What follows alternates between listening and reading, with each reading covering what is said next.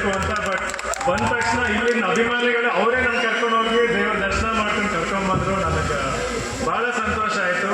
And ದಾರಿ ಉದ್ದಕ್ಕೂ ನೋಡ್ಕೊಂಬಂದೆ, ಎಷ್ಟೊಂದು ಥರ ಗಣೇಶ ಎಲ್ಲ ಬೇರೆ ಬೇರೆ ಥರ ಅಲಂಕಾರ ಮಾಡಿದ್ರಿ, ತುಂಬ ಖುಷಿ ಆಯಿತು. ಆ್ಯಂಡ್ ಅವಾಗಲೇ ಇಲ್ಲಿ ಸರ್ ಹೇಳಿದ್ರು ಏನಂದರೆ ಹಬ್ಬಗಳನ್ನ ನಾವು ಜಾಸ್ತಿ ಆಚರಿಸ್ಬೇಕು ಅಂತ.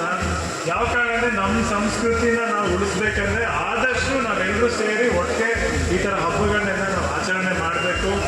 ಇದೇ ಥರ ಮುಂದುವರಿಲಿ, ಇದೇ ಥರ ಮುಂದೆ ಯಾವುದೇ ಕಾರ್ಯಕ್ರಮ ಇದ್ರೂ ನಾನು ಬರ್ತೀನಿ.